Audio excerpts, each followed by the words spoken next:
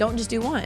Do multiple platforms. It's omni-channel. It's cross-channel. Your customers, your competition, they are on multiple platforms, which is why you being on multiple platforms is better for you. Let's say, how much money do I need to invest in order to get results?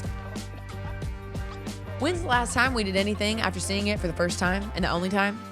Very stinking rare, right?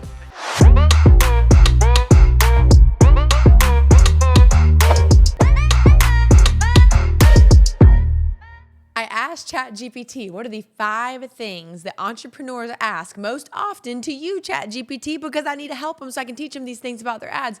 So get ready, because this is ChatGPT telling me your top 5 questions. And great news, I'm going to give you some insight and some clarity and some analogies and some examples so that you never have to be the one typing these in to ChatGPT. So get ready. This is going to be so stinking good. Let's go. All right, so the number 1 question asked in ChatGPT: where should I run my ads? And which platform is best for my business? Great question. Ultimately, what you're trying to say is, do I do Google? Do I do YouTube? Do I do Meta? Do I do TikTok? Do I do just one?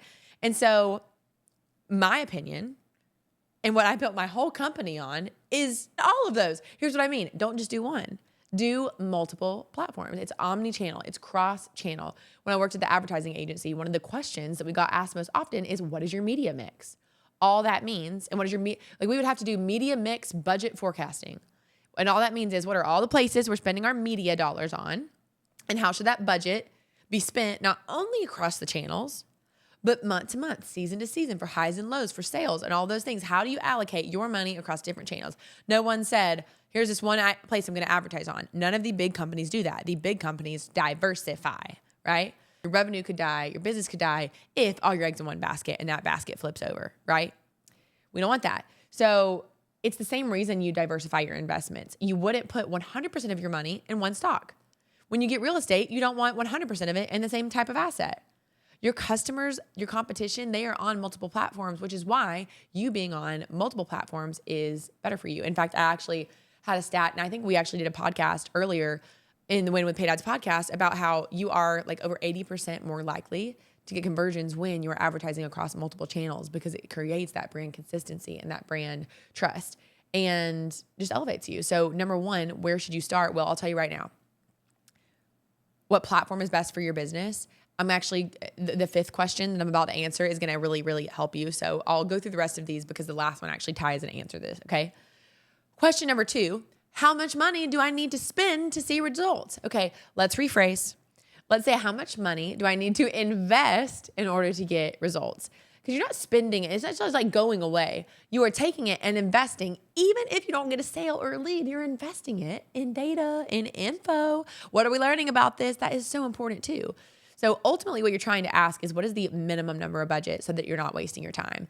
And I'll be honest, there are so many people on Instagram that are like, I spent $3. I only spent $10 and got $1 million. I'm like, that is just not true. Like, I don't want you to go the slow way. I'm not probably the right person for you if you're looking for the cheapest, quickest fix thing. If you are looking for the quality lasting thing, I'm probably your person, because what we do is different. And I don't want you to spend $3 or $5 because that's going to take a long time. Now, there are times where you can do $3 per ad set. There's ways I teach my grouping of the advertising where you can spend $3 in a lot of places and get more data more quickly when you're doing it per day. Like, you can start at certain places, but you think about it like buying a plane ticket. If a ticket, I wrote this down, this was so good. I wrote, if a ticket costs $300, but it gets you the client who pays you $3,000, was it expensive? Well, no, the real cost is not getting on the plane at all, because your ad spend isn't about the exact dollar amount that you spend. It's actually more about the return and, the opportunity cost of just staying grounded and staying exactly where you are. And so when you think about the question number 2 being, how much do I need to spend to see results or invest to see results? I really want you to think about your lifetime value of a customer, not how much you're going to make on the first month. Don't do that. You'll get frustrated and you'll get behind. Like, think about, I think I gave this example one time where it's like, what if your customer acquisition cost means you're going to have to pay more than you make on that customer in their first month? So what if you sell facials and you spent $400 to get a $100 facial client, but that facial was only $200 or $150? But what if that friend tells a friend? What if that person comes back? And what if they come back and then that next time they don't just do a facial, they do facial and eyebrows? And the next time they do facial, eyebrows, and lashes. Like, it can be such a snowball compounding effect, which is why the lifetime value of a customer is helpful, because if you know that your lifetime value of a customer is $1,200, then it's okay if you pay $400 to acquire them. Especially when you're at a growth phase of your business. There's times where maybe you don't want to pay a customer acquisition cost of $400 for 12,000. Maybe you want the customer acquisition cost to be 100, to be 75, to be 50. But I think sometimes there are such unrealistic expectations depending on your pricing of what it should take to acquire a customer. And you just have to be really intentional and think about it. What truly do you want versus what can actually operationally allow you to scale and actually still be a good number? And just take your trauma away from it. Take the time that you like really struggled with money and money stressed you out so much you wanted to throw up. Take that part away and really think about, okay, as a business owner, what can I tolerate to acquire a new customer? That's what matters. So number 3 is, I wrote another note down I wanted you to think about. I want you to also think about not just what is it worth for you, like how much are you willing to pay to acquire a customer? Like, what is it worth to you to have a customer today? You have to also ask yourself, as you're planning out your advertising budget, what does it cost you to not have another customer for another week, for another month? Like, truly. Because you're like, well, if I don't have customers, it's going to cost me another $2,500 to operate this business and without any customers. It's like, okay, well, what if you spent $2,500 to get more customers to at least cover that plus potentially more? Like, that's what you have to think about, is what money are you losing by not gaining, right? And how much revenue could you pull forward that you're missing month after month after month by not advertising? So let's see. Question number 3. Question number 3, why are my ads not converting? That is a great question. Cool news for you. That's actually why, just so you know, a little behind the scenes, why that one question is why the Win with Paid Ads Challenge has 5 parts in 5 days. I actually break it down on purpose. Day 1 is messaging, which is what you say. Sometimes you got the right audience, but what you're saying isn't good. It's unclear. It's complicated. You're talking too much about you, not what's in it for them. It's what you're saying. Day 2 is setting. It's where you're placing your ads. Sometimes it's the fact that you're only running ads on one place and someone sees you one time. Frequency is a piece of data you can look at in your ads. Frequency means, on average, how often is each individual getting exposed to your ad or your entire campaign? It's like, oh, your frequency is a 1.2. What does that mean? On average, people are seeing you one time. I just wanted to remind you really quickly that if you haven't joined the Win with Paid Ads Challenge, the doors are closing soon. And just as a refresher, this is 5 days of you and or someone on your team learning my 5-part strategy to scale your paid ads. So day 1 is messaging, which is what you say and how you say it. Day 2 is setting, which is all the different places you can place your ads. Think Google Ads versus YouTube, Meta, or TikTok. Day 3 is targeting, which is how you can get in front of your exact right person. Day 4 is testing, so you can know what to test and how to improve your ads. And day 5 is scaling and profiting, and how you can 10x whatever you're spending on your ads now so that you can have more profit and return and impact, which is ultimately what you want, right? So click the link below, and I cannot wait to see you in the Win with Paid Ads Challenge. When's the last time we did anything after seeing it for the first time and the only time? Very stinking rare, right? And so, of course, someone's going to click on your ad and they've never heard of you before. And then they never see you again and they don't buy. And you're like, what's wrong with my ad? I'm like, literally, what's wrong is the fact that they only saw you once. We just need more time. So it could be not that your ads aren't converting. It couldn't be the ad. It could just be like they just met you. That's thing number 1. What you're really trying to ask is there something broken in your funnel? And you're really trying to ask, is there something messed up? And so that's why we do messaging day 1, setting day 2, targeting day 3. Testing day 4. How do you know what's working, what's not? Like, how can you at least compare and say, is something working better than something else? And then day 5 is scaling and profiting. And so one of the things that I know for sure is that auditing leads to spotting and spotting leads to profiting. So auditing means taking inventory and kind of looking at what you got to spot an opportunity so that you can improve it and increase the profitability. So when you think about why your ads aren't converting, I was just looking yesterday at a client, and she has a mindset coaching business. She does nervous system regulation. She's a good friend of mine. Her name is Emily. And she's taught me so much. And we had a great VIP day. She's in my top tier program where we exclusively work with 7 and 8 figure entrepreneurs. And so what we did with her VIP day is we audited her entire funnel. And the crazy thing, the exciting thing is, in my opinion, after really deep diving and auditing every single thing in her business, there were a lot of things that I did not like about the flow. and the messaging and even the checkout process. I'm like, oh God, here, let me just tell all of you right now, the whole point of a checkout page is speed. I'm like, we don't need to slow them down. And there were some videos and the context and some processes. And I'm like, oh my gosh, we're really slowing them down when they're going to checkout. And the good news is people were buying. Like people were buying a process that wasn't perfect. That's what's so exciting. So when we were auditing her business and her videos and her messaging and her upsells and her downsells and her flow yesterday, I was like, man, we're going to really tweak some things and we're not going to have to touch the ads. We are going to touch the ads because why not also do this? But what's really cool is I told her, I was like, Emily, you could change absolutely nothing about your ads or your targeting and you will simply convert more people through this new experience, period. And so a lot of times people are like, what's wrong with my ads? And I'm like, what if it's where you're sending people to from the ads? What if it's that experience? What if there's one thing about the video or the opt-in or the process to get a sale? Like if you haven't handed your phone and like the page you're sending people to from ads, if you haven't handed that to at least 5 people and said, can I watch you like try to like complete this process and seen the clunks, then you're missing out on opportunity. And that's why we audit from head to toe the entire funnel and everything. And it was so stinking cool. And so if your ads aren't converting, there's a couple things, right? That's why testing is one of our days in the challenge. Testing is where we talk about tracking. And if you're not tracking your funnel properly, then what you can't do is give the algorithm the signal that it needs to optimize to and better find the person that is more likely to convert. So it's your messaging, what you say. It's where you're saying it and how often you're saying it. It is who you're saying it to and you're targeting. I tested like so many different audiences and ads in Meta, and I found that out of 15 different things that I tested, there was like 3 that did well. That's the Pareto principle. And it says that 80% of your results will come from 20% of your ads, essentially. It's for anything. It's that 80-20 rule. And so sometimes your ads aren't converting because you're simply not testing enough. Like that is why we break down what we do in the Win with Paid Ads Challenge like that. And if you haven't signed up, you need to click the link below this video or podcast because each day, like that's why we offer a 10 times your money back guarantee. You will get so much value in this, but it's because it's a really fair question. Why aren't your ads converting? Well, it's one of those things. Or it is converting and your systems aren't talking to each other, or it is converting and you're not scaling enough when you actually do have something that works.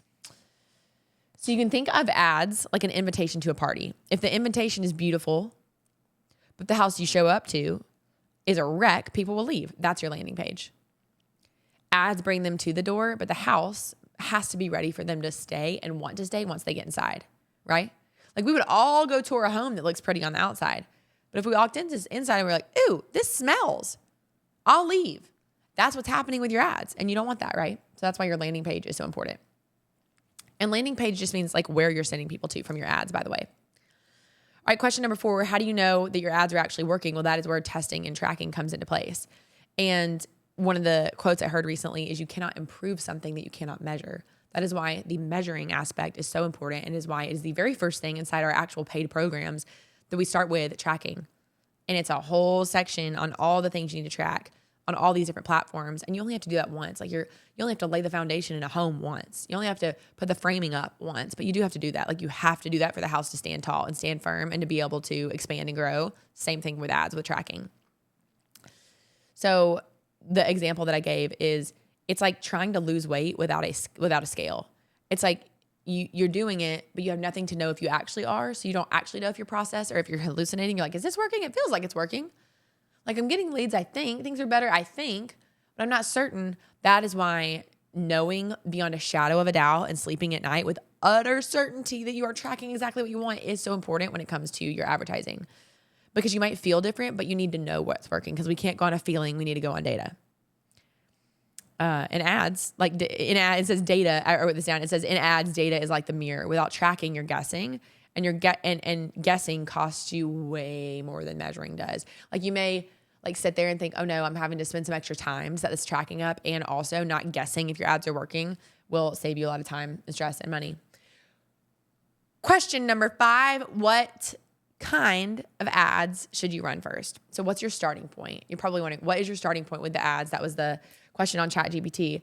And so I want you to think about this.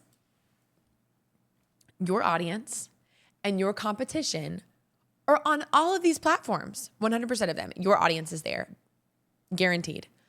TikTok, YouTube, Facebook, Instagram, Pinterest, LinkedIn, Google.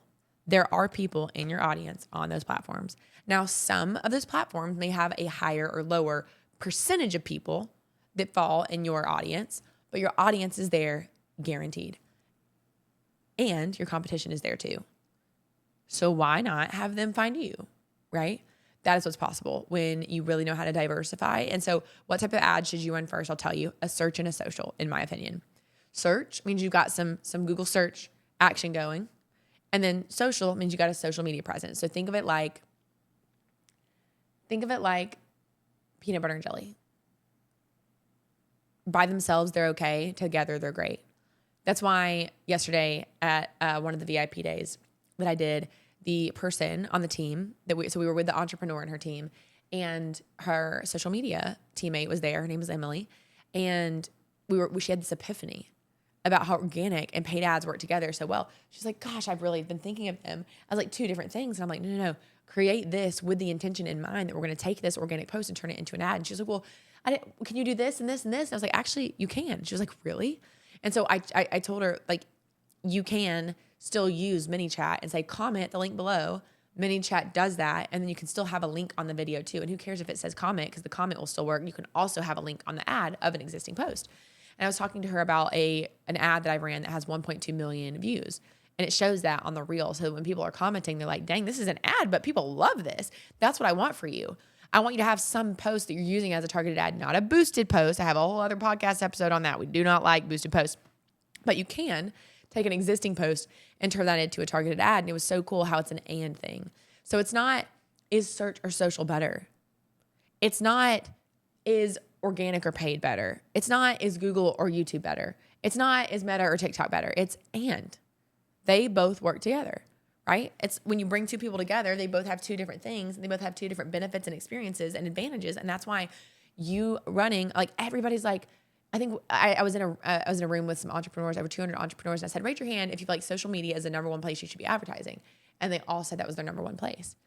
And I told them, I was like, did you know that when I worked at the advertising agency, 90% of my clients, if not more, spent 90% of their budget or more on Google ads?